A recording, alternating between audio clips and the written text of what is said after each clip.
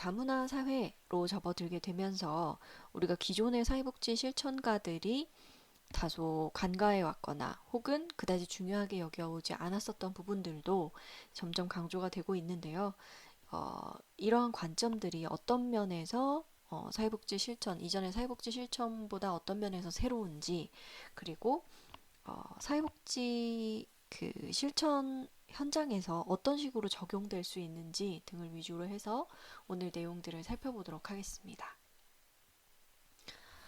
다문화 관점의 정의와 관련해서 지금 자료에 나와 있는 것처럼 오늘날 사회복지사가 직면한 굉장히 중요한 도전 중에 하나는 클라이언트 집단의 문화적 프로필이 다양해지고 있다라는 지점입니다.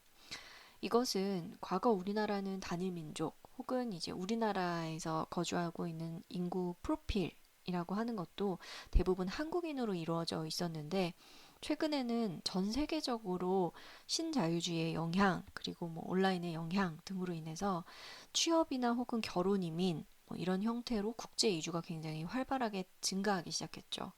그래서 우리나라도 과거에는 이주민 송출 국가였어요.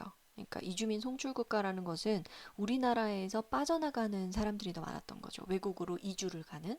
그런데 이제는 2000년대 들어와서부터는 이주 대상 국가라고 해서 한마디로 우리나라로 사람들이 이주를 해오는 형태가 굉장히 증가하기 시작했습니다.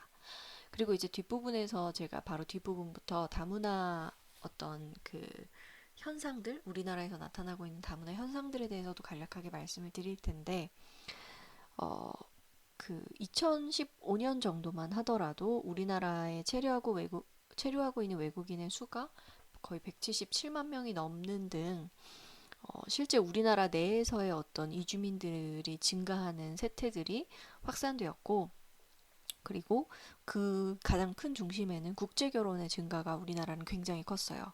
그러니까 국제 결혼이 증가하기 시작하면서 다문화 가정들도 크게 확대되기 시작했고 아직 외국인 근로자와 관련해서는 우리나라에서 현재 피고 있는 정책들도 있기는 하지만 그러니까 외국인 근로자에 대해서 다소 폐쇄적이거나 혹은 한정적으로 끼고 제한적으로 쓰려고 하는 외국인 근로자를 잠깐 와서 그 노동력을 쓰고 이제 외부로 나가도록 하는 어떤 차별 배제 정책들이 좀 우리나라에선 줄을 이었기 때문에 실제로는 대부분 우리나라에 와서 정착하고 거주하고 뭐 생활하는 어떤 결혼 이민 여성 가정을 우리는 좀 보통 다문화 가정의 가장 대표적인 케이스로 삼기도 합니다. 실제 그러한 사람들의 수가 가장 많기도 하고요. 그렇다라는 것은 결국 무엇이냐면 우리 사회에서의 다문화적인 접근이라고 하는 것이 점점 중요해진다라는 것이고, 나아가서는 사회복지 현장에서 다양한 클라이언트 집단들이 있을 텐데, 그 중에 하나의 집단으로서 그 중요성이 굉장히 커지고 있다라는 것이기도 합니다. 그렇기 때문에 사회복지사들은 새로운 클라이언트 집단의 문화적 다양성에 대한 이해가 굉장히 중요해진다라고 할 수 있겠고요. 실제로 우리나라에서 그 결혼 이민자 그 변화 추이를 살펴보면 지금 그 다문화 비중이라고 나와 있는 퍼센테이지 보이시죠, 여러분? 2018년 기준으로 9.2%가 다문화 비중이라고 나와 있는데 이 이야기는 전체 결혼하는 10쌍 중에 약 한 쌍 정도, 9.2%니까 9%대이긴 하죠. 한 쌍 정도가 다문화 가정이라는 거예요. 그 정도로, 그러니까 전체 그 100%의 10명 중에 한 명이라고 보기는 어렵고 10명 중에 한 명이 채 안 되는 비중이긴 하네요. 그렇지만 어쨌든 전체 결혼의 9.2%가 다문화 혼인이라고 하는 것은 우리나라 내에서 그만큼 다문화 결혼, 그러니까 한마디로 한쪽 배우자인 여성이 다문화 그 한국인이 아닌 케이스이든 혹은 남성이 한국인이 아닌 케이스이든 혹은 뭐 또 다른 케이스이든 이런 식으로 국제 결혼의 비율이 그만큼 증가하고 있다라고 할 수 있습니다. 여성뿐만 아니라 그 다문화 아동 및 청소년도 굉장히 증가를 하는 것으로 보이는데 전체 출생 아수 중에 5.5%가 약 5% 거의 6%겠네요. 6% 정도가 다문화 그 가정에서 출생한 아이이다라고 하는 이러한 현황도 살펴볼 수 있고 나아가서는 이제 학령기 아동하고 이제 좀 더 연결지어서 설명을 드려봐야 할 텐데 실제 우리나라 이제 전체 유초중등 학생 추이를 보시면 여러분 그래프의 대략적인 모습만 보시더라도 전반적으로 학생 수가 감소하고 있는 것 보이시죠? 2010년도에 7, 8, 2, 3이라고 하는, 그러니까 이게 1000명 단위라서 제가 이렇게 읽기는 했는데 어쨌든 이 정도에서 나중에는 뭐 숫자 자체가 앞자리 수가 완전히 바뀔 정도로 많이 줄어든 모습을 보실 수 있죠. 그런데 다문화 아동 및 청소년 같은 경우에는 학생 수가 오히려 증가하는 추세를 보입니다. 그 말은 뭐죠? 전체적으로 우리나라 안에 있는 초중등고 그러니까 유치원생부터 시작해서 유초, 중고 학생들의 수는 감소하는데 그 학생들 내에서 다문화 학생의 비중은 점점 증가하고 있다라는 거예요. 그 중에서도 보시면 중고등학교의 학생들은 그 퍼센테이지 자체가 굉장히 낮고 학생 수가 약간 그래프를 보시더라도 상대적으로 아래에 위치해 있는데 가장 많은 아이들은 초등학생이다. 그리고 초등학생의 수가 이만큼 급격하게 증가하고 있다라고 하는 것들을 보실 수 있죠. 이 이야기는 앞으로 우리나라 내에서 점점 성장해 나갈 다문화 아동 청소년이 그만큼 많아졌다라고도 이해를 하실 수 있는 것이고 그 말은 어떤 문제 상황이 벌어졌을 때 그 일을 도와주어야만 하게 되는 사회복지사 입장에서는 다문화와 관련된 관점을 견지하는 것이 그만큼 중요하다라고도 할 수 있겠죠. 그래서 이것은 그 어떤 연합뉴스 기사였던 것 같아요. 그랬을 때 기사에서 2016년에 한 10년 동안 초중고 내에서의 다문화 학생 추이가 얼마나 증가했느냐를 이제 설명한 어떤 기사였는데 여기서만 보시더라도 2006년에 비해서 2016년 거의 근 한 10년 정도 동안 다문화 학생의 수는 거의 10배가 넘게 증가했다라고 하는 모습들도 보이실 수 있죠. 그랬을 때 우리가 당연히 그 말은 우리 사회 내에서 다문화 그 가정에 속한 사람들의 수가 증가한다라는 것이고 앞서서 계속 말씀드렸던 것처럼 다문화 가정을 다루게 될 사회복지사들도 그만큼 많이 필요할 가능성이 높아졌다라고 하는 것을 우리가 역으로 이해를 해보실 수 있을 것 같습니다. 그렇기 때문에 이제 다문화 관점과 관련해서 좀 더 디테일한 이론들을 살펴보면 다문화주의라고 하는 게 있어요. 이것은 문화 상대주의라고도 합니다. 그 이유는 다문화주의라고 하는 것 자체가 한 사회 내에 존재하는 다양한 인종이나 민족 집단의 문화를 지배적인 하나의 문화, 여기서는 지배적인 문화는 보통 주류 문화가 되겠죠. 한국 사회에서는 한국인들이 그동안 가져왔었던 문화가 우리 사회의 주류 문화라고도 할 수 있어요. 그리고 그 이외에 외국인 근로자든 혹은 결혼 이주 여성이든 뭐 혹은 난민이든과 같이 새로운 형태의 문화를 가지게 되는 어떤 사람들이 들어와서 본인들의 문화를 이제 제각각 가지고 있을 것이고 그 문화를 유지하거나 혹은 한국 사회에 아예 동화되거나 하는 모습들을 보일 거란 말이죠. 그랬을 때 지배적인 하나의 문화에 동화시키지 않고 각각의 문화들을 인정하고 존중하면서 공존하게 하려는 이념 체계이다라고 나옵니다. 그렇기 때문에 그러니까 우리 사회에 새롭게 편입된 이주민들이라고 하더라도 그들이 꼭 반드시 우리 문화에 동화되기보다는 자신이 가지고 있는 본래의 문화들을 계속 가지고 있으면서 그리고 한국 사람들은 그러한 문화들을 특성들을 존중하면서 살아갔을 때 그것을 다문화주의가 이제 받아들여진 어떤 사회이다라고 생각을 해보실 수 있겠죠. 그랬을 때 이제 다문화주의, 다문화 관점이라고 하는 것을 이해하기 위해서는 또 다른 몇 가지의 개념들을 함께 이해하실 필요가 있을 것 같아요. 그랬을 때 첫 번째로 문화라고 하는 것이 있습니다. 문화는 한 사회 아니면 그 사회적 집단에서 나타나는 예술이나 문학이나 생활 양식, 뭐 가치관, 전통, 신념 이러한 독특한 정신적, 물질적, 지적 특징이라고 정의돼요.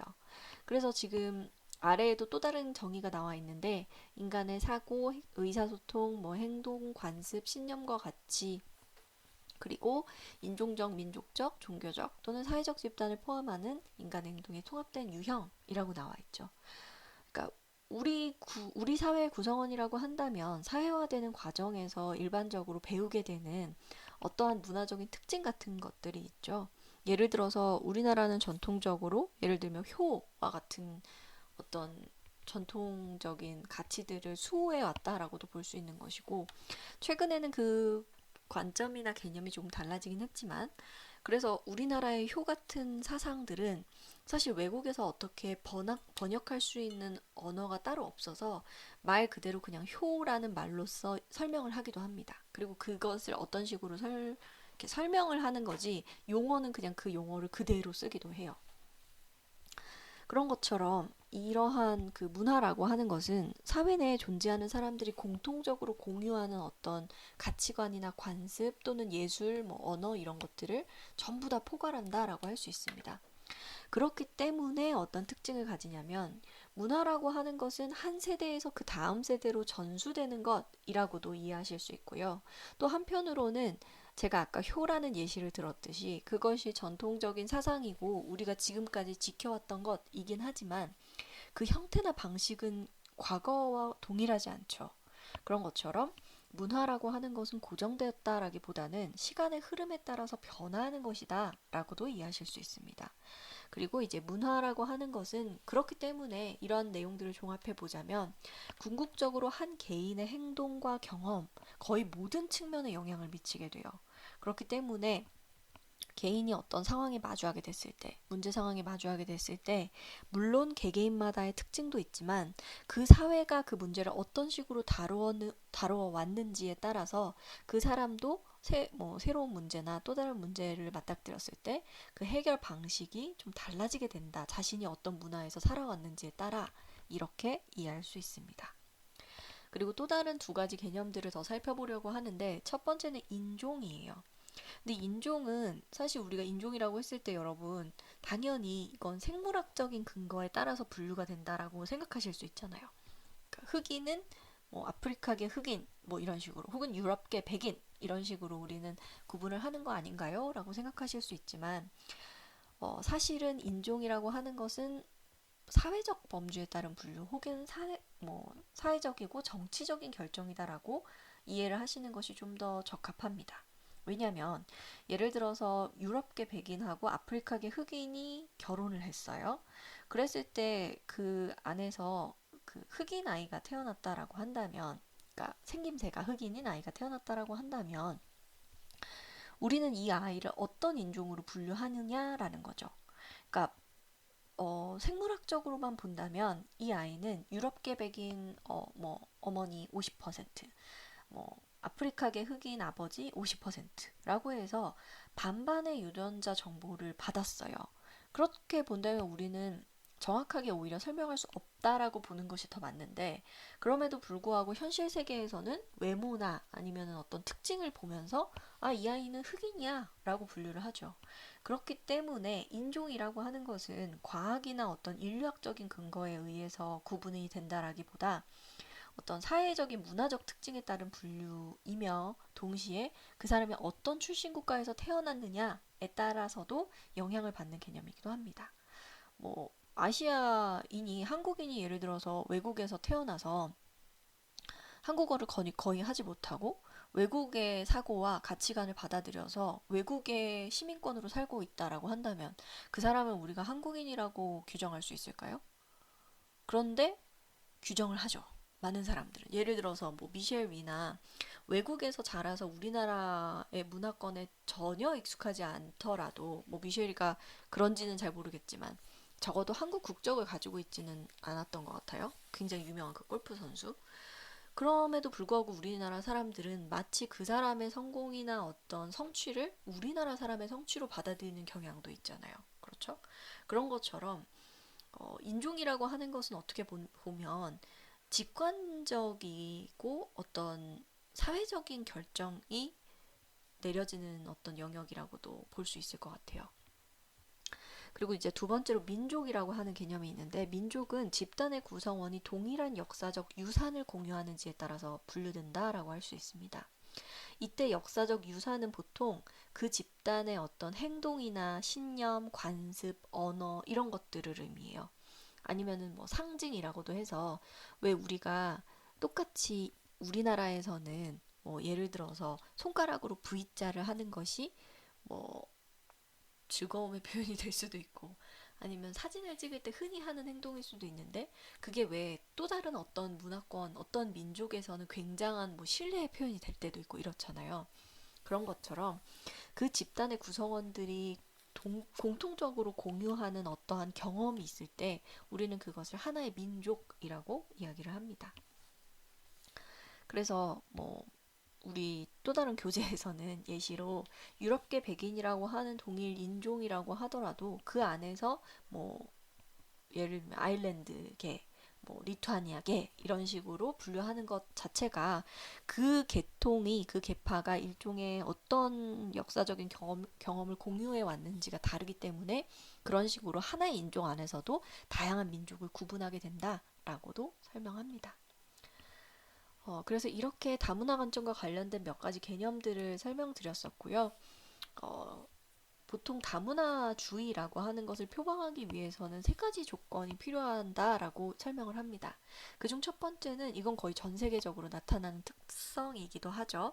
인종이나 민족 문화적으로 다원화된 인구학적 현상이 존재해야 한다라는 지점이 한 가지 있고요. 그리고 두 번째는 사회 문화적 다양성을 긍정적으로 인식하고 가치 있게 여기고 존중하려고 하는 사회적 이념이 존재하여야 한다라는 점입니다. 그런데 사실 우리나라에서는 사회문화적 다양성을 약간 거부하거나 혹은 긍정적으로 여기지 않는 문화가 사실 더 컸어요. 그 이유는 우리나라 같은 경우는 단일 민족이라고 하는 어떤 그 가치관이나 사상이 굉장히 강력하게 뿌리 깊게 내재되어 있었고 그렇기 때문에 이런 새로운 문화에 사람들이 들어오거나 하는 것에 대해서도 배타적인 정서가 훨씬 좀 큰 경향이 있죠. 그렇지만 최근에는 이 사회 문화적인 현상이라고 하는 것을 더 이상 우리가 멈추거나 조정하기 어렵다라고 하는 것들을 인식하고 사회문화적 다양성을 좀 받아들이려고 하는 어떤 경향성들이 조금씩 등장하고 있는 것 같아요. 그리고 이제 마지막으로 세 번째는 사회문화적 다양성을 보호하고 이것을 보호하기 위한 어떤 체계가 존재하느냐라는 거예요. 특히 정부 정책이나 정부 프로그램 같은 것들이요. 그 이유는 다문화 사회라고 하는 것이 결국에 시민이나 국민으로서 누릴 수 있는 어떠한 권리들이 인종이나 민족 때문에 차별되거나 배제되지 않는 사회이기 때문이에요. 그러니까 내가 어떤 인종이기 때문에 우리 사회에서 마땅히 누려야 할 권리를 누리지 못한다거나 내가 또 다른 민족이기 때문에 나는 어떠한 정부의 서비스에서 온전히 배제되는 계층이 되어야 한다거나 그렇지 않은 것이 바로 다문화 사회이자 다문화주의를 표방하기 위한 또 다른 조건이다라고 보시면 되겠습니다. 네, 다문화 관점 발달의 역사인데요. 이것은 다문화가 이제 어떻게 등장을 했고 어떻게 변화해 나갔느냐 정도로 그냥 간략하게 좀 보시면 될 것 같아요. 그래서 선진국 같은 경우에는 저출산 고령화로 인해서 이주 노동자들이 유입되기 시작했고 특히 캐나다와 호주 같은 나라들이 다문화주의를 표방하면서 이러한 그 이주 노동자들을 굉장히 빨리 받아들인 나라 중에 한 국가죠.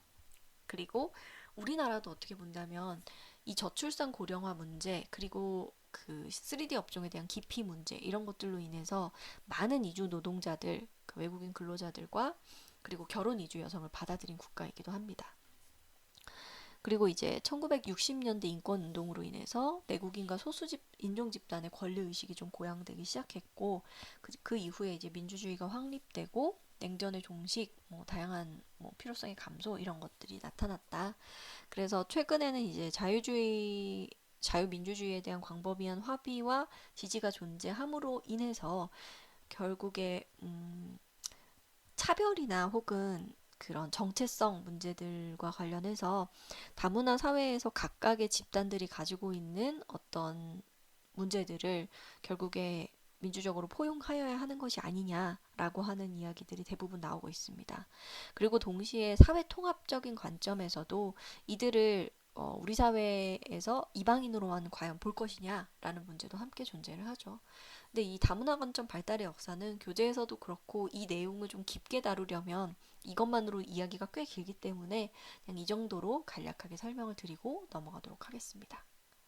사실 우리가 가장 관심 있게 눈여겨보아야 할 부분은 바로 이 지점이죠. 다문화 관점과 사회복지라고 하는 부분입니다. 다문화주의에 기반한 사회복지 실천이 무엇이냐라고 우리가 생각을 해봤을 때 내용을 보시면 사람들 사이에 존재하는 다양성과 차이점을 존중하고 원조 관계에서 작용하는 문화적 요소들을 인식하는 사회복지 실천이다라고 나와 있죠. 한마디로 어떤 또 다른 국가에서 온 다른 문화를 가지고 있는 사람이 있었을 때 그 사람의 문화권에서 당연한 일들이 우리 문화에서는 좀 익숙하지 않은 일들이 있을 수 있어요. 그랬을 때 그럼에도 불구하고 우리는 사회복지사로서는 그 사람들의 가지고 있는 그런 다양성들을 존중하여야 할 뿐만 아니라 원조 관계에서도 그 사람이 가지고 있는 문화적 특성 때문에 나타나는 어떤 문제들이 있을 수 있어요. 예를 들어서 상대방에게 본인의 얘기를 온전히 다 오픈하지 않는다거나 아니면은 뭐 약간 어떤 프로그램이 있었을 때 그것들을 잘 받아들이지 못한다거나 하는 어떤 특성들이 있었을 때 그 문화적 요소를 인식하고 원조 관계를 끌어나가고자 하는 어떤 사회복지 실천의 방법이 다문화 사회복지 실천, 다문화주의에 기반한 사회복지 실천이라고 할 수 있습니다. 그랬을 때 우리가 보통 이제 어떤 문화적 요소를 인식하느냐를 생각해 보시면 인종이나 민족성, 언어, 문화, 뭐 아니면은 그러니까 여기서의 성적 지향이라고 보시는 게 더 맞을 것 같아요. 그리고 뭐 이슬람 민족 같은 경우에는 예를 들어서 특정 종교와 관련된 어떤 그 영향력이라고 하는 것이 굉장히 크다거나 이런 특성들도 있을 수 있죠.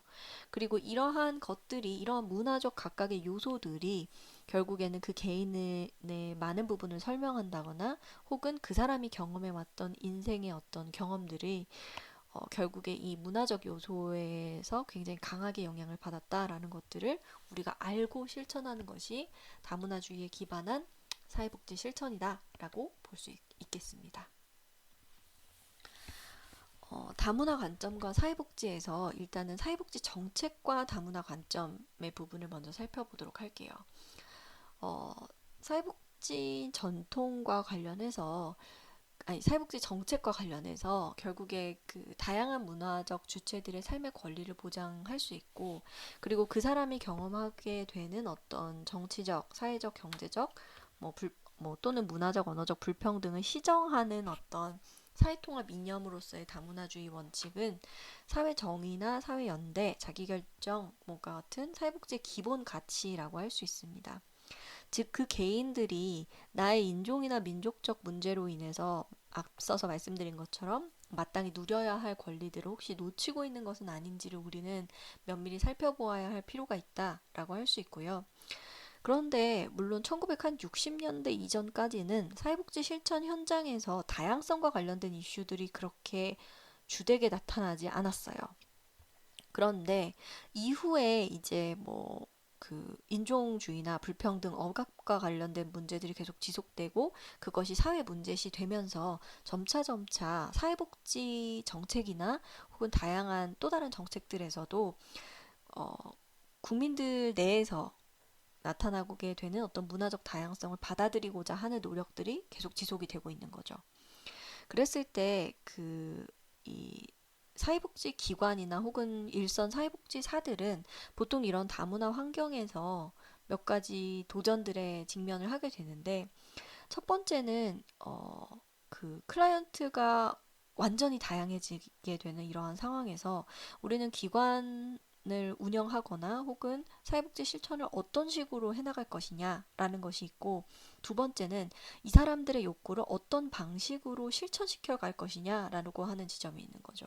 그랬을 때 그 두 번째 지점을 생각해 본다면 우리 기관을 넘어서서 이 사람들을 위해서 어떻게 실천을 해나갈 것이고 어떻게 욕구를 충족해 나갈 것이냐라고 했을 때 그게 과연 온전히 개인적 수준에서 이 사람을 계속 지원한다고 해서 해결되는 문제냐라는 것이죠. 그렇기 때문에 개인적인 수준뿐만 아니라 지역 사회나 아니면 국가 수준에서 구체적인 정책을 유도해내는 어떤 지도 이념으로서 작용을 할 수 있고 그런 필요성 또한 좀 증가하고 있다라고도 할 수 있습니다. 그러니까 한마디로 정책적으로도 보완이 되는 어떤 체계가 있어야만이 그 사람들이 가지게 되는 어떤 문제점들을 잘 해결할 수 있다라고 하는 것이죠.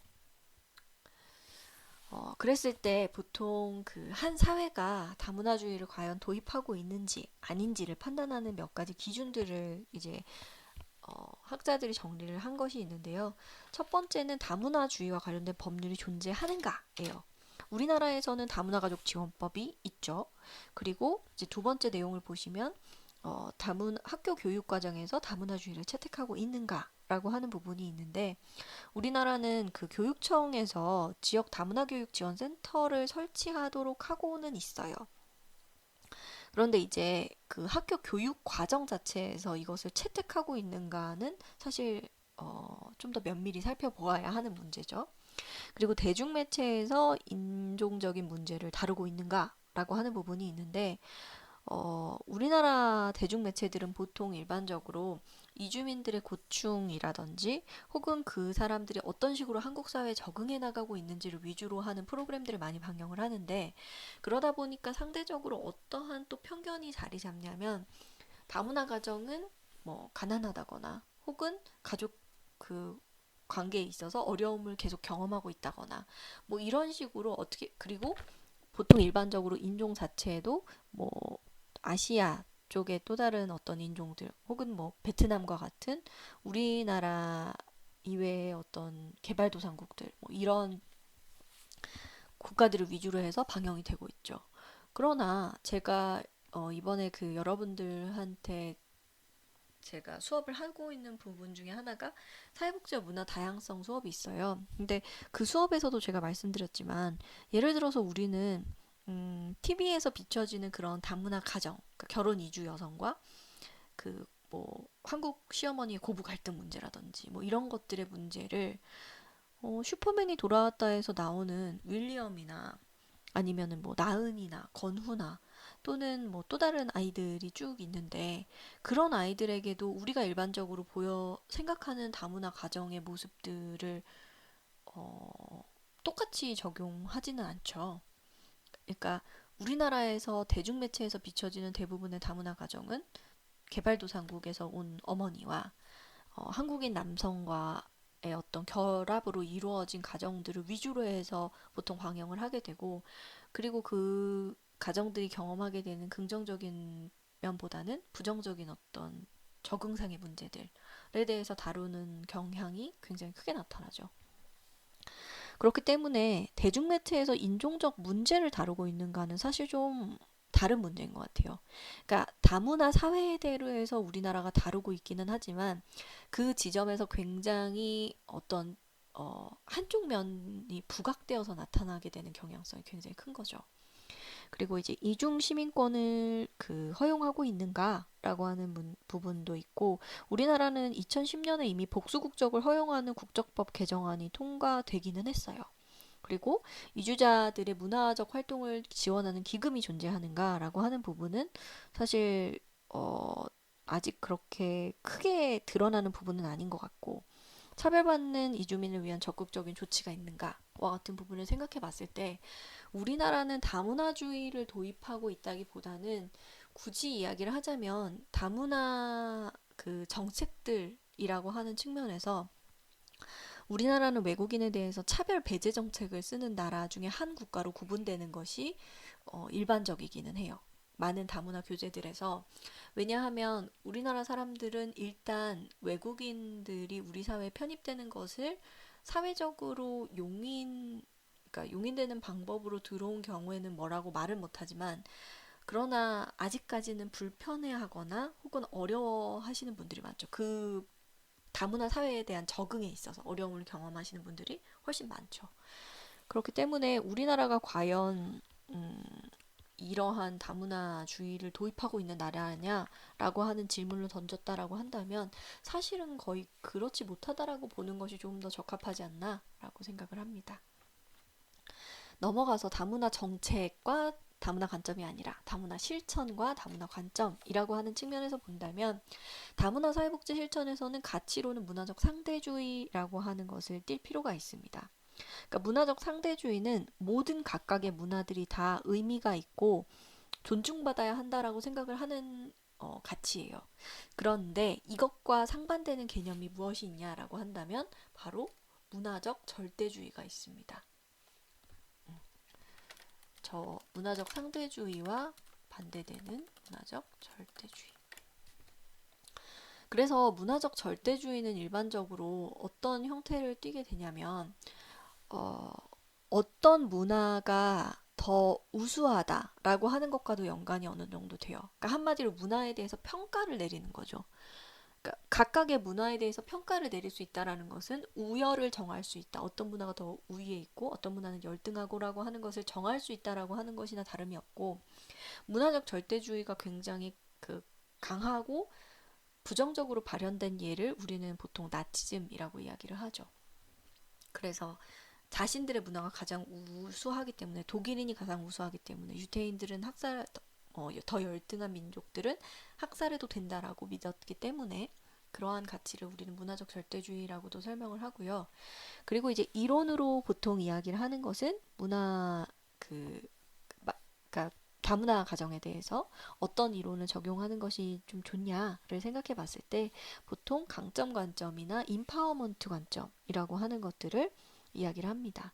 강점 관점은 저희가 이제 사회복지 실천론의 마지막 수업 시간에도 다룰 내용이기는 한데요. 한마디로 클라이언트가 가지고 있는 클라이언트에 대한 전통적인 사회복지 실천의 방법은 그 사람의 문제에 집중하는 것이었어요. 이 사람의 문제가 있고 이 사람은 이 문제를 어떤 식으로 해결해 나가야 될 것이냐 라고 하는 부분에 집중을 해왔는데, 이후에 변화되기로는 클라이언트가 가지고 있는 문제가 아니라 그 문제 자체에만 몰입할 것이 아니라 이 사람은 그럼 어떤 강점이 있고 어떤 자원을 가지고 있는지 등을 위주로 해서 보통 살펴보려고 하는 것이 바로 강점 중심의 어떤 이론 혹은 실천 방법이라고 생각을 하시면 좋겠습니다. 임파워먼트 중심도 그 클라이언트에게 임파워먼트, 한마디로 권위를 그 클라이언트에게도 나눠주는 것이에요. 그러니까 사회복지 실천에서 일반적으로 권위는 사회복지사가 가지고 있는 것처럼 여겨져 왔죠. 왜냐하면 도움이나 원조를 하는 사람이기도 하고, 이 사람이 이제 어떤 방식이 좋겠다거나 이런 것들을 적극적으로 이야기하는 것이었는데, 최근에는 이러한 권위를 클라이언트에게 부여하죠. 그래서 자기결정권뿐만 아니라 클라이언트가 가지고 있는 어떤 다양한 강점들을 위주로 해서 이 사람이 좀 더 적극적인 위치에서 자신의 문제를 해결해 나갈 수 있도록 권위를 부여하는 임파워먼트 중심의 어떤 이론과 실천이 강조되고 있습니다. 그래서 사실 강점 관점 같은 경우에는 임파워먼트 중심도 그렇고 다문화 가정 대상으로 했을 때 굉장히 중요한 방법이다라고도 이야기를 하는데요. 그 이유 중에 하나는 물론 모든 클라이언트에게 있어서 강점 관점이 굉장히 중요해요. 그렇지만 다문화 가정 같은 경우에는, 특히 우리나라 같은 상황에서 다문화 가정은 우리나라 문화에 동화되기를 바라거나, 그러니까 우리나라에 왔으니 우리나라의 언어를 써야 되고 우리나라 문화에 익숙해져야 되고 이런 식의 어떤 태도들이 있잖아요. 그러다 보면 자신의 문화가 가지고 있는 강점도 있을 수 있는데, 그 사람의 본래 그 문화가 가지고 있는 강점이나 그 문화적 유산으로부터 갖고 있는 어떤 장점들이 있을 수 있는데, 그런 부분들이 굉장히 많이 가려진다는 거죠. 그렇기 때문에 그 사람이 가지고 있는, 개개인이 가지고 있는 문화적 유산이나 혹은 그것으로 인한 강점들이 좀 더 강조되어서 문제를 해결하는데 긍정적으로 작용하도록 하는 것이 다문화 사회복지 실천에서는 굉장히 중요하다라고 할 수 있습니다. 그리고 이제 모든 가정에서 사용되는 기술은 문화적 민감성이라고 하는 것을 포함해야 한다라고 나와 있죠.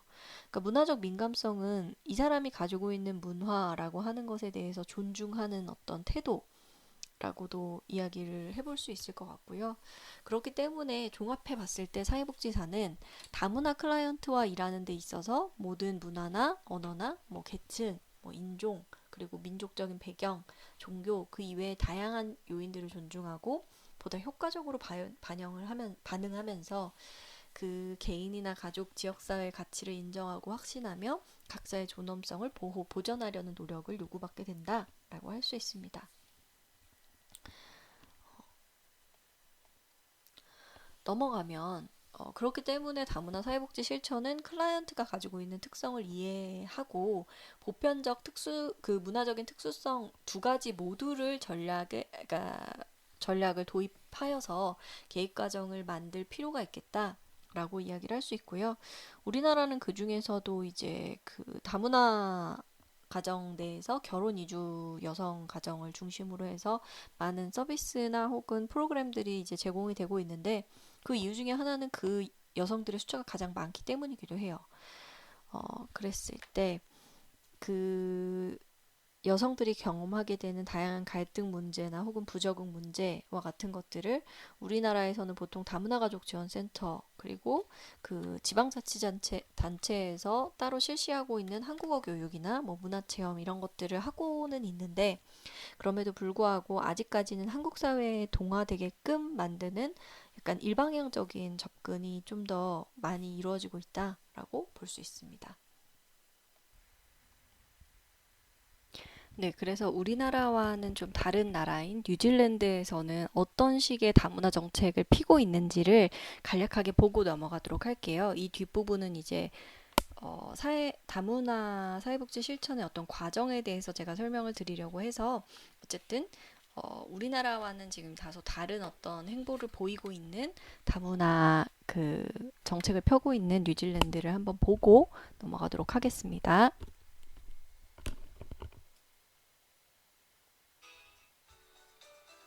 뉴질랜드 노스쇼어 지역의 한 시민 상담소를 방문한 중국인 이민자. 주택 계약 문제를 상담하기 위해 이곳을 찾았는데요.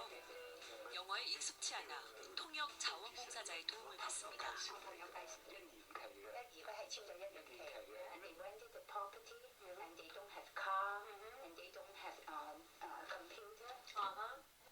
Across the board is settling in New Zealand, looking for jobs, problem with neighbors, trees and fences, rights of landlords and tenants. 통역 자원봉사자들은 관련 기관과 이민자를 연결해 3자 통화로 상담도 해줍니다. شنو اسم الشارع اللي انت تسكنين بيه باوتاهوهو؟ What's the name of the okay Atkinson? And when ترديت الحين whereabouts do you want to go?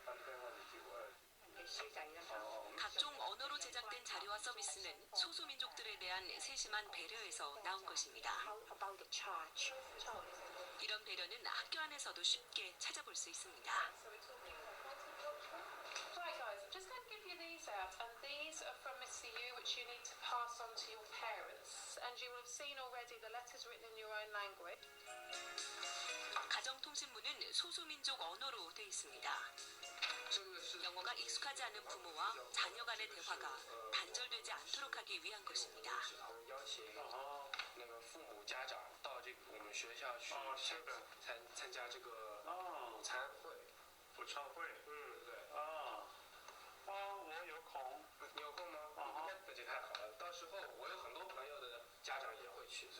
，They feel comfortable, they feel nurtured, they feel as if they're in a safe environment, and they feel as if they are being encouraged to speak in English, but it's not in a threatening setting. 이민자를 위한 영어 교육 프로그램도 일방적으로 영어를 강요하기보다는 모국어와 함께 사용하도록 합니다. Well, we think it's very important that our learners do keep their mother tongue because their language is part of them and part of their culture. And if they don't speak their language, Hello. Hello. How are you? I'm fine, thank you. Come in. Hello. How are you?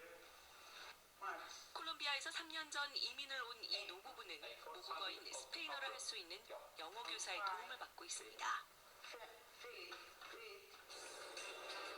200여 민족이 사는 뉴질랜드. 전체 인구 가운데 11%는 이민자가 차지하고 있습니다. 이 때문에 뉴질랜드는 지난 2001년 내무부 산하에 소수민족 사무처를 두고 소수민족 언어를 구사할 수 있는 직원들을 채용해 이민자 지원 정책을 펴고 있습니다. 소수민족 사무처에 대해서 발표를 할 건데요. 혹시 초대권 받으셨어요? New Zealand society will maximise the economic, cultural and social benefits of diversity for all New Zealanders. New Zealand businesses will appreciate the innovation and productivity gains of a diverse workforce. You've got a little bit to say about. 자국의 문화를 일방적으로 강요하기보다는 각 민족의 언어와 문화를 존중하는 뉴질랜드의 이민자 지원 정책은 다문화 사회가 어떻게 나아가고 조화를 이루어야 하는지를 보여주고 있습니다. 네, 그래서 뉴질랜드의 사례를 살펴봤는데 저렇게 그러니까 각 나라의 문화를 좀 존중하여야 하는 것이 그러니까 존중하고 그것을 실질적으로 학교 현장이나 그 외부 현장에서 반영하도록 하는 것이 실제로는 이제 정확한 의미에서의 다문화 사회라고 생각을 하실 수 있겠죠. 넘어가서 다문화 사회복지 실천의 과정을 조금 더 상세하게 살펴보려고 합니다. 실제로 이 방법은 전통적으로 우리가 실천론에서 학습해왔던 접수, 자료 수집, 사정, 계획, 개입, 평가로 이어지는 단계가 이제 동일하게 적용이 된다라고 할 수 있겠는데요. 다만 각 이제 그 장면에서 다문화 사회복지 실천이기 때문에 어떤 부분이 좀 더 강조되어야 하느냐를 위주로 해서 살펴보도록 하겠습니다. 먼저 접수 단계인데요. 접수 단계에서는 말 그대로 클라이언트를 처음 만나서 이제 그 사람이 가지고 있는 문제를 확인하고 그것이 우리 그 기관에 적합한 것인지 우리 기관에서 해결할 수 있는 함께 해결해 나갈 수 있는 문제인지를 확인해 나가게 됩니다. 그랬을 때 그 클라이언트의 문화적인 배경이 중요하게 이제 고려될 것이다라고 하는 것들을 좀 알게 해주는 것이 좋고요. 그리고 그 다른 클라이언트들도 마찬가지지만 이미 본인이 활용할 수 있는 어떤 비공식적인 자원들, 가족이나 이웃이나 아니면 그 지역사회나에서 최대한 문제를 해결해 보려고 했지만 대체로는 거부당하는 경험들이 많았고 그렇기 때문에 사회복지기관에 찾아온 경우들이 꽤 많으세요. 그러다 보니 이제 이 사회복지사에 대해서 다양한 감정들이 들 수 있는데 특히 다문화 가정 같은 경우에는 우리나라와 문화적 배경이 다르기 때문에 경험해 왔었던 차별이나 혹은 불평등과 같은 문제들이 더욱 강하게 나타납니다. 그래서 보통 라포라고 하는 대상자와 어떤 긍정적인 관계를 형성해 나가는 것을 굉장히 중요하게 다룰 필요가 좀 있고요. 그리고 이제 자료 수집과 사정 단계에서는 기존에 우리가 그 가계도나 생태도 그리는 방법을 배웠었죠, 여러분.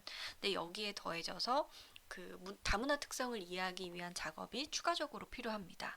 그때 그 콩그레스가라고 하는 학자가 만든 문화도라고 하는 게 있어요. 컬처그램이라고 이야기를 하거든요, 여러분. 그랬을 때 이 컬처그램은 어떤 것들을 포함하냐면 이 클라이언트가 왜 이주를 해왔는지, 어떻게 여기가 와서 정착하게 됐는지, 뭐 정착 기간은 얼마나 됐는지, 그리고 법적 지위는 어떠한지, 예를 들어서 불법 체류자인 경우도 있을 수 있잖아요. 그리고 이주 시의 연령은 몇 살이었는지, 본인이 사용하는 주된 언어가 뭔지, 그리고 기존의 서비스 기관에 접촉을 해본 적이 있는지, 그리고 트라우마나 위기 경험을 경험한 적이 있는지.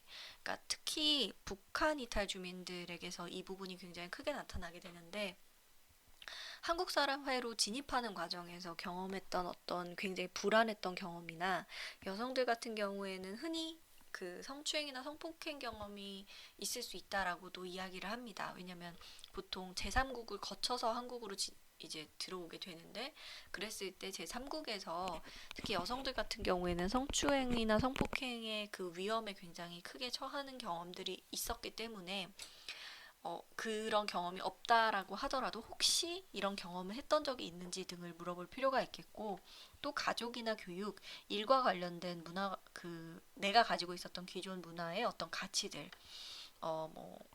일을 굉장히 중시한다거나 교육적인 부분은 좀 그렇게 크게 중요시하지 않는다거나 이런 것들도 있을 수 있죠. 그리고 클라이언트나 아니면 가족의 심리적인 상태는 어떠한지 그리고 원조를 받아야 할 가능성이 굉장히 높을 수도 있는데 그렇게 원조를 받는 것에 대해서 클라이언트 자신은 어떻게 생각하고 또 그 가족들은 어떻게 생각하는지 예를 들어서 결혼 이주 여성 같은 경우에는 시골에 거주하는 경우에 여성의 가족들이 오히려 결혼 이주 여성이 외부에서 서비스를 받는 것을 긍정적으로 여기지 않을 가능성도 있기 때문인 거죠. 그리고 뭐 클라이언트가 현재까지 어느 정도의 문화 적응 수준이 있었는지, 또 가족들이 문화 적응에 대한 어떤 태도를 어떻게 가지고 있는지, 이런 것들을 전반적으로 점검할 필요가 있다라고 할 수 있습니다. 그래서 다문화 가정 같은 경우에는 이제 추가로 말씀드린 것처럼 문화도라고 하는 것을 그려보는 방법이 있고요. 그리고 이제 개입 단계에서 유용한 모델은 앞서 말씀드린 것처럼 강점, 관점이나 인파워먼트 모델을 적용하는 것이 좀 유용하다라고 이야기를 합니다. 그 이유는 이주자의 자기결정이나 권리, 주체성, 비판적 사고, 유능성의 획득과 같은 것들이 이제 보통 인파워먼트에 있어서 굉장히 중요하게 작용을 하는 것이기 때문에 결국에 이런 것들이 사회복지사가 가지게 되는 문화적 역량과 잘 조합만 된다면 굉장히 유용한 실천적인 접근이 될 수 있기 때문에 개입 단계에서는 보통 이런 것들을 활용하는 것이 좀 좋겠다라고 이야기를 하고요. 그리고 이제 마지막으로 평가 및 종결 단계에서는 사실 지금까지 본인이 어떤 경험해 왔었던 그런 것들이 이제 더 이상 받을 수 없다거나 혹은 만날 수 없다거나 하는 생각들 때문에 다문화 클라이언트에게 종결이라고 하는 것은 다른 클라이언트들과 마찬가지로 이것이 하나의 상실 경험처럼 느껴질 수도 있어요. 이미 본인은 모국을 떠나왔다라고 하는 어떤 중대한 분리 경험을 경험했기 때문에 사회복지 실천의 종결 역시도 큰 상실의 경험이 있을 수 있는 거죠. 그래서 우리가 앞단에서 계속 사회복지 실천에서 종결, 평가 및 종결 단계에서 해야 될 굉장히 중요한 과업 중에 하나가 클라이언트의 감정을, 이렇게 정서적 감정을 대하는 일이에요. 그러니까 이 사람이 경험하게 될 어떤 불안감이나 스트레스나 혹은 상실감과 같은 부정적 정서를 다루는 것이 굉장히 중요한 것처럼 다문화 사회복지 실천에 있어서도 이 부분 또한 굉장히 중요합니다. 그리고 그 아래에 있는 부분이 좀 다문화 가정의 어떤 다문화 클라이언트들의 특징이라고 볼 수 있겠는데요.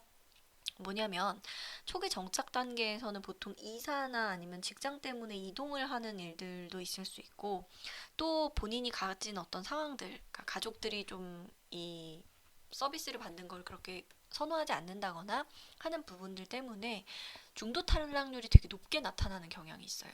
그래서 이런 경우에 이게 왜 철회를 하게 됐는지, 그러니까 중도의 왜 이 부분에 대해서 서비스를 더 이상 받지 않도록 생각을 하는 것인지, 이런 것들에 대한 그 이유들을 좀 잘 파악을 해볼 필요가 있고, 뿐만 아니라 다문화 클라이언트들에 대해서 좀 지지적이고 지원적인 어떤 태도를 끊임없이 이제 보여주는 것이 굉장히 중요하다. 그래서 클라이언트가 뭐 갑작스럽게 예를 들어서 중도에 그만둔다고 하더라도 최소한 그것이 이동 때문이라고 한다면 다른 기관에 의뢰하는 방식을 통해서 도움을 줄 수 있도록 하는 것이 굉장히 중요하다라고 할 수 있습니다.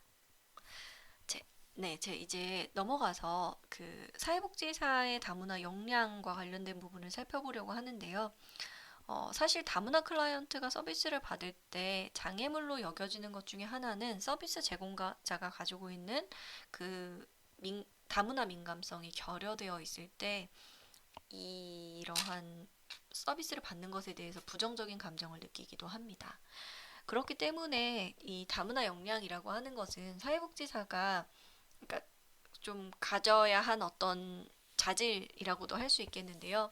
다문화 역량이 결국에 그럼 무엇이냐라고 한다면 본인이 가지고 있는 인종과 문화적인 어떤 유산들이 실천 활동에는 어떻게 영향을 미치게 되느냐. 그러니까 예를 들어서 나는 단일민족에 대해서 굉장히 중요하게 생각을 한다거나 뭐 이런 특성이 있을 수도 있는 거죠. 그랬을 때 그러한 자신의 어떤 태도가 다른 인종이나 민족적 배경을 지닌 클라이언트에게 어떻게 작용할 것인가를 잘 알 수 있어야 되는 거죠. 그리고 또 다른 인종이나 민족의 클라이언트들에 대한 기본적인 지식을 갖출 필요가 있고, 또 사회복지 실천의 사전 개입 평가 과정에 내재되어 있을지도 모르는 문화적인 편견, 차별적인 요소와 같은 것들을 잘 인식하고 그것을 경험에 기반해서 실천하는 능력이 바로 다문화 역량이라고 할 수 있습니다. 그랬을 때 보통 다문화 역량은 이러한 내용들을 포함합니다. 그러니까 지식과 기술 이전에 사실 굉장히 중요한 부분 중에 하나가 바로 자기 인식 능력이라고 할 수 있습니다. 자기 인식 능력은 한마디로 이게 결국에는 클라이언트가 사회복지사의 자기인식은 우리가 초반에 이미 어느 정도 강조를 제가 했었는데요. 사회복지사가 자신의 인종과 문화적 유산 등이 실천 활동에 어떤 식으로 영향을 미치는지를 인식하는 것이라고 할 수 있습니다. 그러니까 물론 우리는 누구나 다 어떤 어느 정도의 편견이나 가치나 신념 같은 것들을 가지고 있어요. 그런데 문제는 이게 클라이언트와 일할 때, 클라이언트와 함께 할 때 이제 나오기 때문에 문제인 거죠. 그렇기 때문에 다문화 역량을 갖춘 사회복지사는 단순히 그냥 문화적으로 좀 열린 인식을 가지고 있다라기보다는 여러분, 내가 가지고 있는 어떤 실천이 내가 가지고 있는 가치관과 좀 중립적으로 어떤 그 태도를 견지할 수 있도록 노력한다 정도가 더 맞는 것 같아요. 그러니까 분명히 사람은 다 개개인이, 예를 들면 우리가 그 자기인식 같은 것의 대표적인 예로, 예를 들어서 뭐 본인이 가정폭력의 피해 경험이 있는 사회복지사인데 동일하게 가정폭력을 행하는 가해자인 뭐 가족 구성원을 만났을 때 자기도 모르게 그 사람에게 갖게 되는 부정적인 인식이나 이런 것들이 있을 수 있잖아요. 근데 문제는 그것이 태도로 나타나게 됐을 때 좀 사회복지사로서 그렇게 내가 가지고 있는 어떠한 가치관을 온전히 그 클라이언트에게 내보이는 것에 대한 어떤 음, 인식 혹은 내보이는 것에 대한 문제 같은 것들이 나타날 수 있는 거죠. 그런 것처럼 내가 갖고 있는 어떤 편견이나 가치들이 다문화 클라이언트에게 보여지게 됐을 때 그것이 실제로 그 클라이언트에게 얼마나 도움이 될 것이냐, 그리고 그 사람의 문제를 진정하게 해결할 수 있을 것이냐 라고 하는 문제하고 맞닿아 있어서 내가 어떤 편견을 가지고 있는지를 끊임없이 반문할 필요가 있다라고 생각을 해보시면 좋겠고요.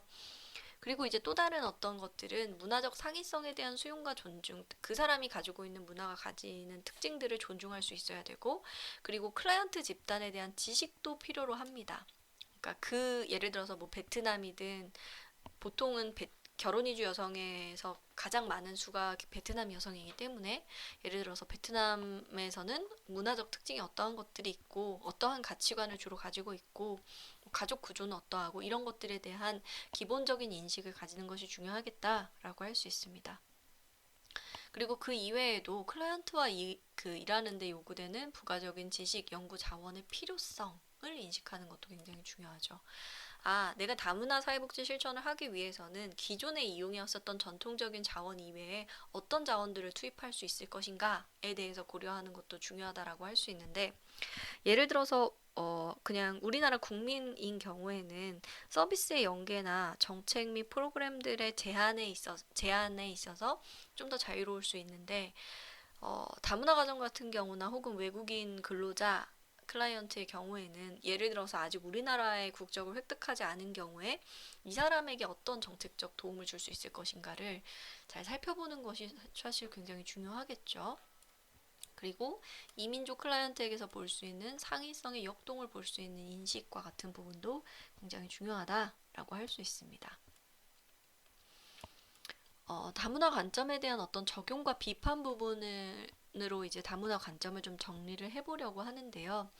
사실 다문화주의 실천을 표방하는 것 자체는 모든 사회복지 실천의 일반적인 가치이면서 원칙이라고 할 수 있습니다.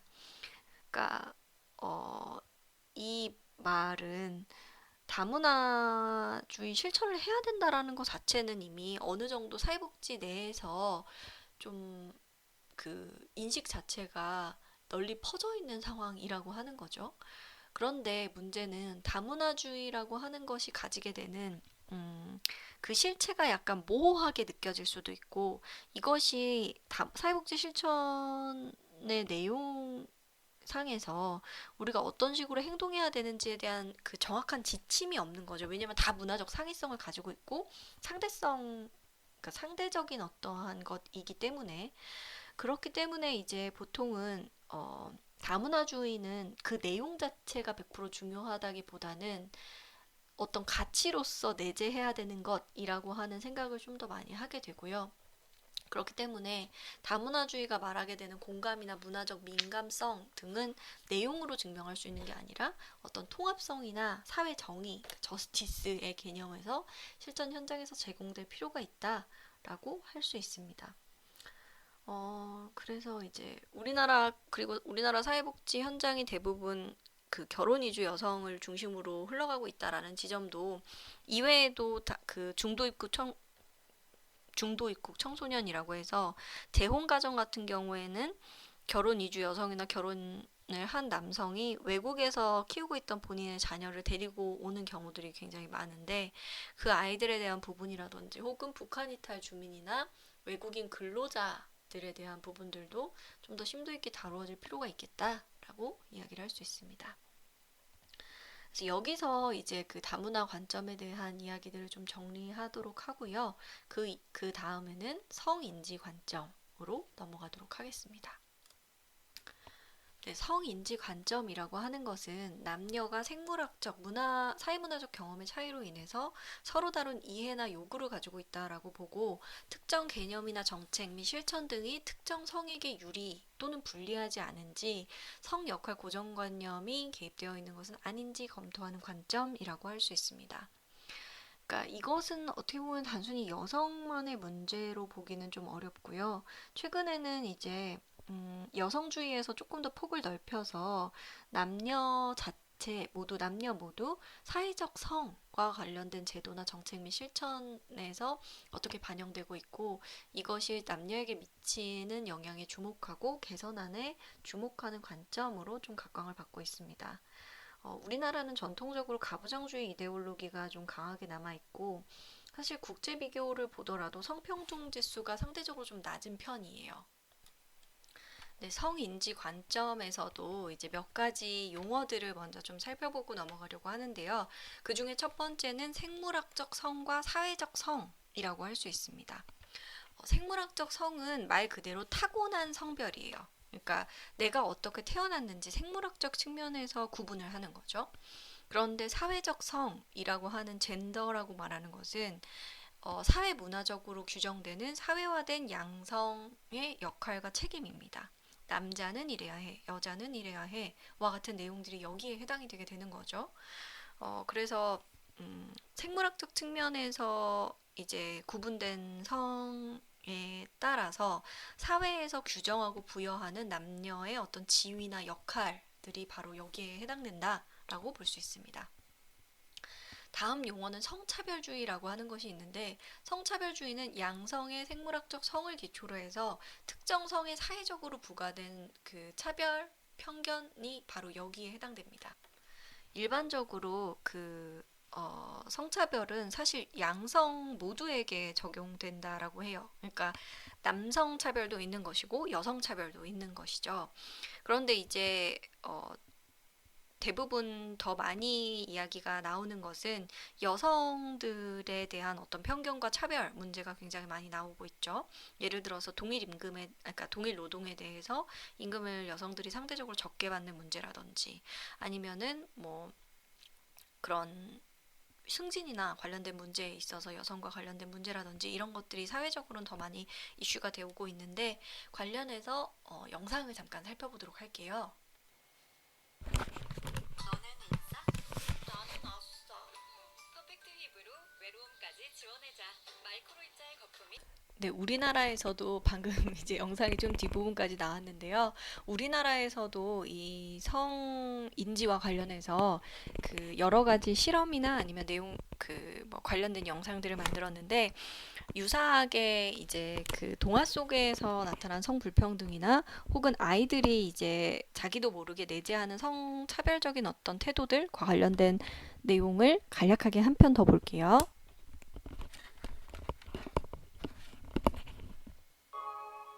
백설공주요. 나도 이렇게 인생을 펴고 싶다라고 생각했어요. 신데렐라요. 인생 편하게 살다고.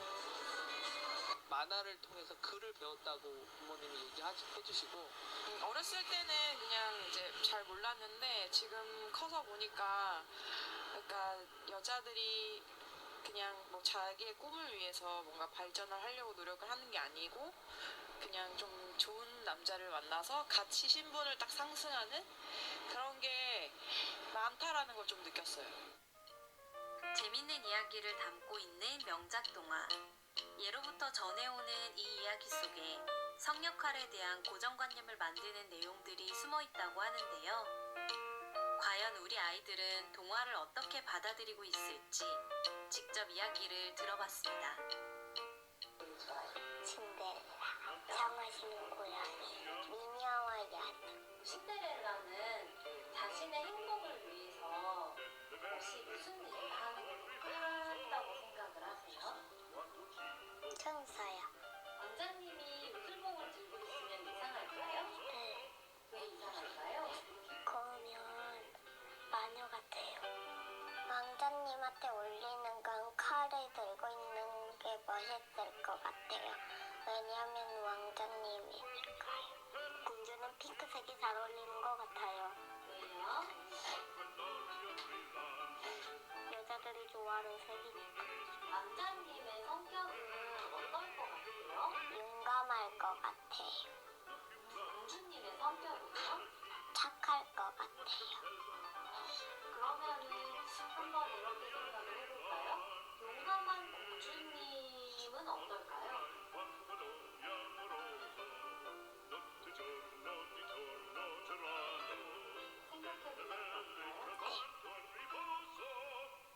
오래전 만들어진 동화 속엔 성 고정관념이 뿌리 깊게 반영돼 남자는 진취적이고 여자는 의존적인 모습으로 그려지는 경우가 많았는데요. 아이들에게 성평등을 가르치는 것, 왜 중요할까요? 아직 성에 대해서 편견이 없는 아이에게 성 역할에 대한 고정관념을 주입하면 창의력을 낮추고 가치관에도 악영향을 끼칠 수 있습니다. 특히 4차 산업혁명 시대에 어울리는 창의성을 갖춘 인재상을 위해 성별 다양성을 인지할 수 있는 성평등 교육이 더욱더 중요합니다. 네, 이렇게 어떻게 이제 성차별적인 관념, 성별 역할에 대한 고정관념들이 이제 나타나게 되는가에 대해서 이제 영상 등을 통해서 좀 살펴보았고요. 넘어가서 이제 가부장주의라고 하는 것에 대해서 설명을 드리면, 가부장주의는 보통 아버지가 권력을 갖는 지배 구조라고 이야기를 하고, 그렇기 때문에 여성 학에서는 가족 안에서뿐만 아니라 사회 영역 전반에서 여성의 성이나 출산, 노동 등을 통제하는 남성 지배 구조를 뜻하는 용어로서 사용하기도 합니다.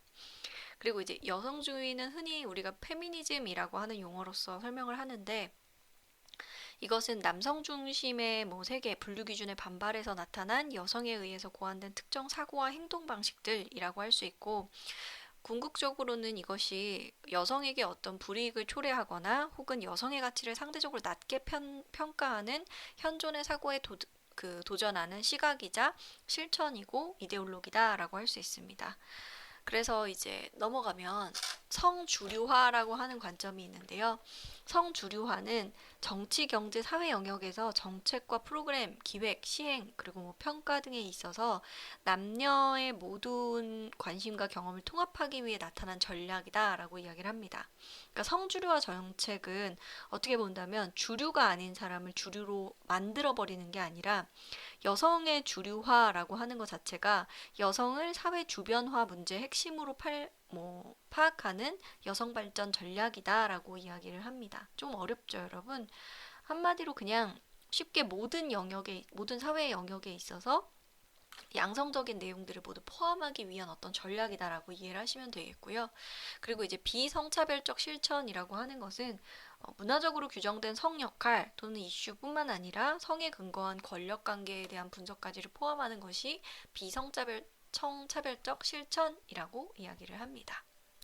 네, 그리고 성인지 관점의 역사 부분을 살펴보면 이것도 제가 굉장히 길게까지 이야기는 하지 않으려고 하는데 1960년대 들어서 이제 전개된 활발한 여성운동의 영향으로 인해서 다양한 분야에서 여성에 대한 억압과 불평등, 경험과 조건 등을 재개념화하고 재구조화하려는 노력에서 발전하게 되었다라고 이야기를 합니다. 그래서 이때 뭐가 있었냐면 여러분 1960년대 여성 해방 운동이 있었어요. 그래서 그 여성 해방 운동이 엄청 강력하게 진행이 되게 되면서 그게 각계각층에 다 영향을 미치게 되었고, 그러면서 1970년대 이후부터는 이것이 사회복지 실천에도 영향을 미치게 되었다라고 이야기를 할 수 있습니다. 근데 이런 사례들은 우리나라의 사례가 아니라 해외에서 이렇게 나타났다라고 보는 게 좀 더 적합하겠고요.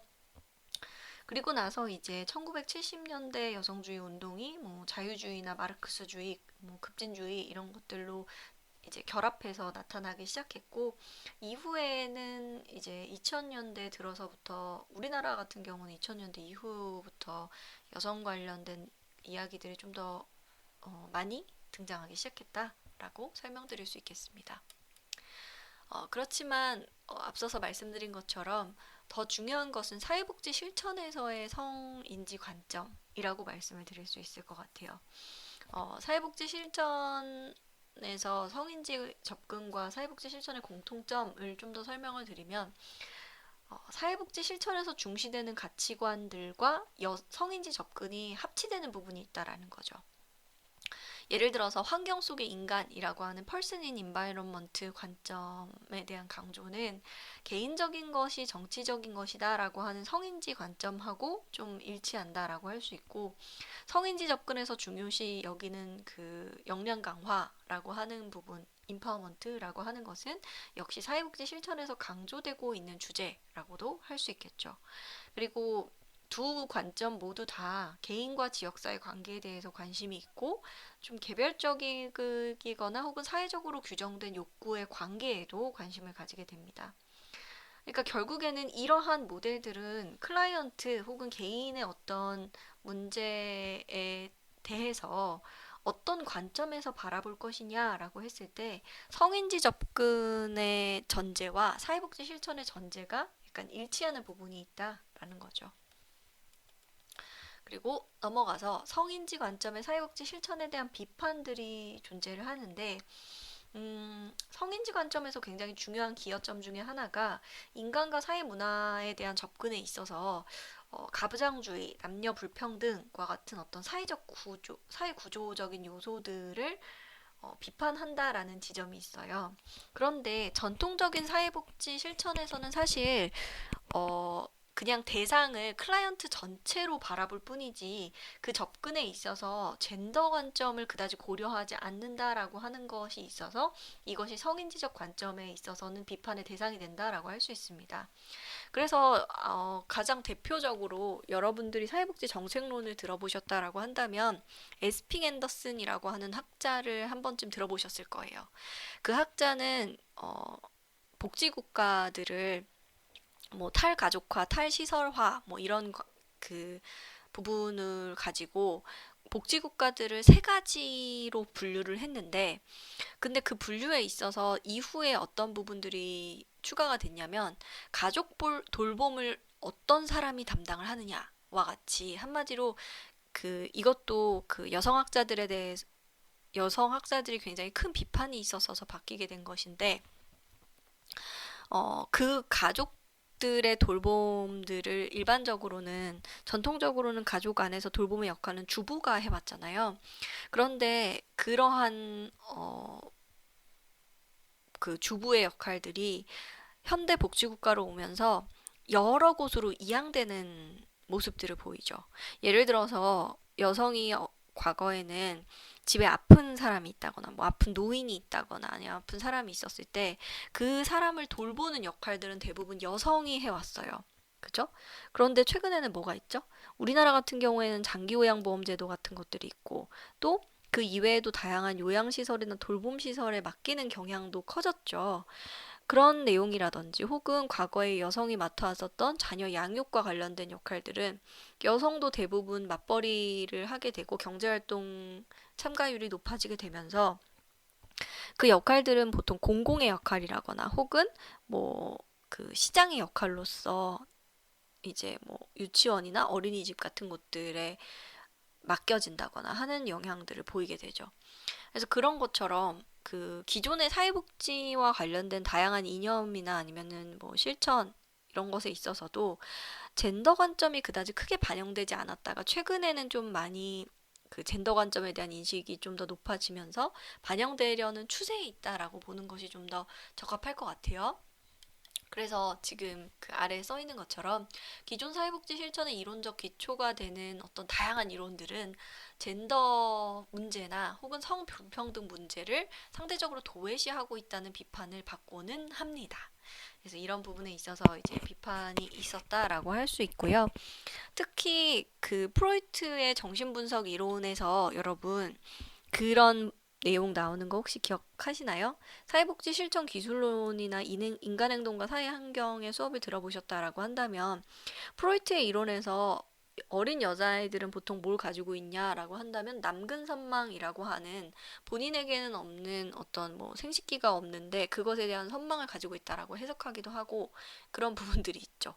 그리고 상대적으로 여성에 대해서는 비이성적이라거나 뭐 이런 태도가 나타나는 부분도 있습니다.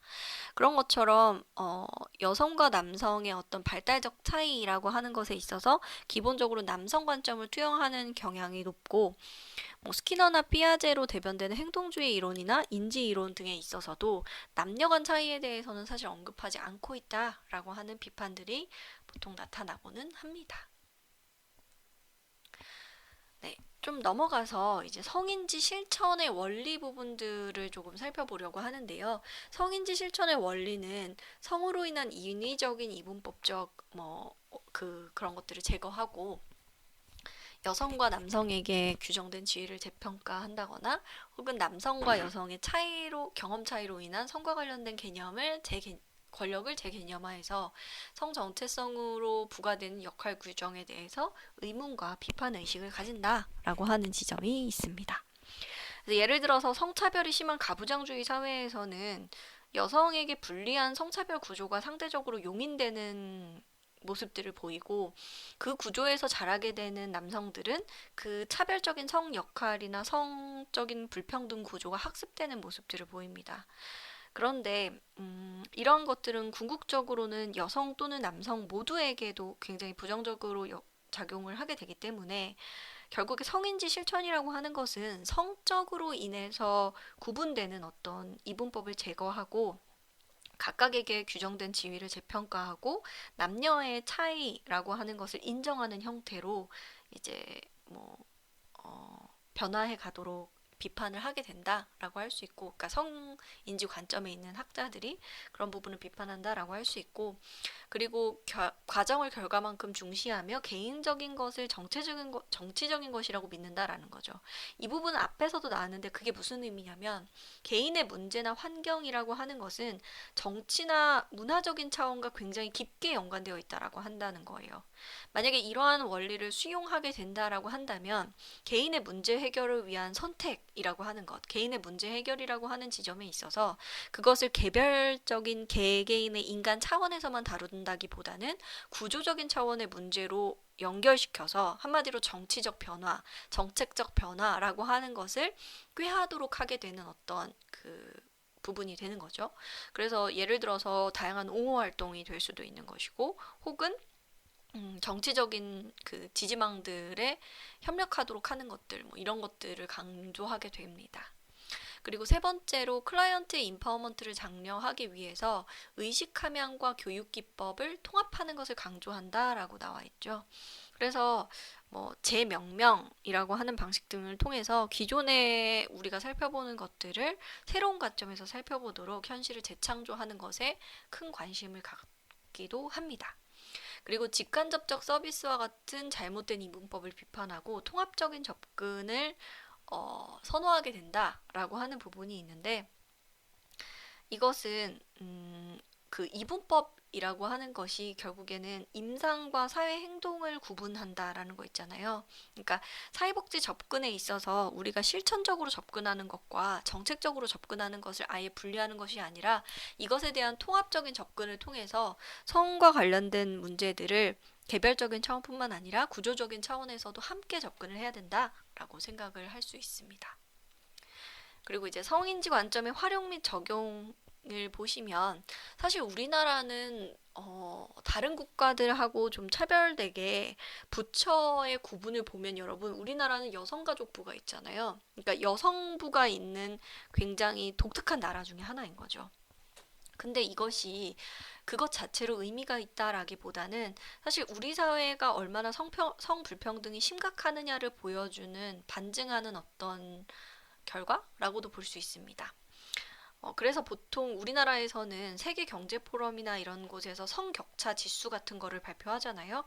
그럼 대부분 우리나라는 거의 최하위권에 위치해 있습니다. 그러니까 117위 정도? 최근에 118위를 했던 것 같기도 하고요. 2014년 기준으로는 우리나라는 117위를 했다라고 이야기를 하고 세계경제포럼에서도 그 2015 성별 불평등 국가 순위에서 115위 정도를 차지해요. 그런 것처럼 우리나라에서의 성차별 문제는 굉장히 심각하게 나타나는데 문제는 이런 성불평등 문제라고 하는 것이 있음에도 불구하고 이런 것들에 대해서 사회적으로 남성과 여성이 약간 이분법적으로 갈라져서 상호 혐오를 하게 되는 경향도 굉장히 높게 나타난다라는 거죠. 그렇기 때문에 실천가들 입장에서는 이런 부분들을 어떤 식으로 다루어야 할 것인지에 대해서 사실 기존에는 그다지 깊은 생각을 해보지 않았었던 것 같아요. 그런데 이제 이 최근에 들어와서는 이 성인지 관점이 좀 보편적으로 받아들여지기 시작하기도 했고 또 사회복지에서의 주 클라이언트를 보면 여성이 사실 꽤 많아요. 그리고 사회복지사들도 여성이 굉장히 많습니다. 거의 한 70% 정도가 여성인 경우들이 굉장히 많은데 그럼에도 불구하고 우리가 이제 그동안은 좀 다소 간과해 왔었던 이 사회복지 실천에서의 젠더 이슈라고 하는 것은 앞으로 점점 더 그 관심을 가져야 할 필요성이 높게 나타난다라고 할 수 있겠고요. 그렇기 때문에 이제 사회복지 실천에서 젠더 문제에 관심을 갖는 어떤 성인지 관점은 기존에 우리가 간과해 왔었던 성차별로 인한 문제들에 대해서 보다 좀 더 관심을 가지고 유용하게 분석하고 성차별이 갖고 있는 어떤 구조적인 문제들, 그러니까 단순히 이게 개별적인 개인의 문제라기보다는 구조적인 요소들을 분석하고 이를 해결하는 데 있어서 굉장히 유용하게 활용될 수 있다. 라고 할 수 있습니다. 그래서 성인지적인 관점이라고 하는 것은 궁극적으로는 사회복지 실천이 갖게 되는 외연, 그러니까 사회복지 실천의 경계들을 확대해주고 궁극적으로는 사회복지 실천의 적합성 그리고 효과성을 증진시킬 것으로 기대할 수 있다라고 이야기를 합니다. 이제 오늘 전반적으로 다문화 관점과 성인지 관점에 대해서 살펴봤는데요. 오늘 우리의 수업 내용들을 전체적으로 요약을 해보자면 다문화 관점이라고 하는 것의 시작은 노동력의 부족이라고 하는 데에서 비롯되었다라고 이야기를 할 수 있습니다. 우리나라는 특수하게도 국제결혼이라고 하는 어떤 또 다른 사회 문제에 대한 해결을 위해서 이제 다문화 관점이 좀 더 확대되게 된 어떤 원인이 되기도 했는데요.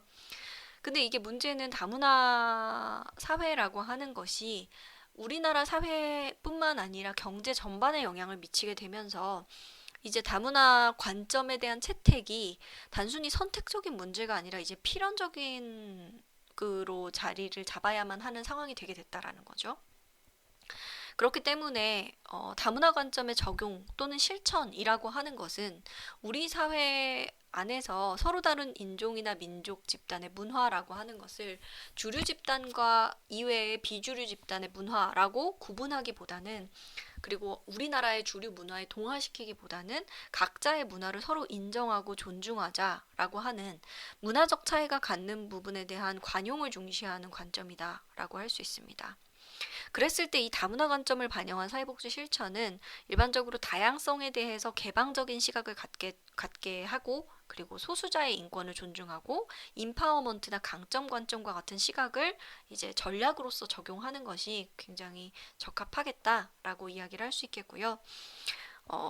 그런 의미에서 봤을 때 이 다문화 관점이라고 하는 것을 반영한 사회복지 실천에 있어서는 다문화 역량이나 다문화 그 문화적 민감성이 높은 사회복지사가 상대적으로 필요하다라고 할 수 있습니다.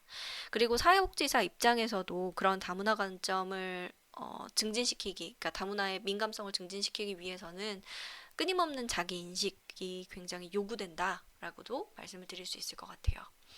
그리고 이제 성인지 관점이라고 하는 것은 기존의 가부장주의 사회 또는 성불평등 사회에서 당연시 되어 왔었던 이 성차별적인 구조에 대해서 반기를 들고 양성평등을 주장하는 시각으로 보시는 것이 좀 더 적합합니다. 그러니까 우리가 오늘 계속 이야기가 나온 것은 상대적으로 여성주의나 혹은 여성이 경험하게 되는 성차별적인 인식에 대한 이야기를 많이 나누긴 했죠. 그런데 그 이유 중에 하나는 여성 성차별이 상대적으로 굉장히 뿌리 깊고 오래된 차별 구조이기 때문이에요. 그렇지만 성인지 관점에서 가장 중요한 것은 양성평등이다 라고 하는 것을 여러분들이 잊지 않으셨으면 좋겠고요. 그리고 이 성인지 관점, 양성평등적 관점이라고 하는 것은 사실 사회복지 현장에 있어서는 그다지 크게 중요시되지 않았던 관점이기도 해요. 그렇기 때문에 앞으로는 이 성인지 관점을 가지고 다양한 젠더 문제 그리고 어떤 문제에 있어서도 양성평등을 실현할 수 있도록 제도나 실천적인 방법 모두가 강구되어야 하는 부분이다 라고 이해를 하시면 좋겠습니다. 그래서 여기까지 오늘 수업 내용들을 좀 쭉 살펴보았고요. 우리가 사회복지 실천의 전통적인 관점과 전통적인 지식들을 이해하는 것도 중요하지만 현 사회에서 중요시 여기는 부분이 무엇인지를 알고 그것을 적용하는 노력 또한 반드시 필요하다라고 생각이 듭니다. 그래서 여기까지 수업을 마치도록 하겠고 한 학기 동안 수고 많으셨습니다.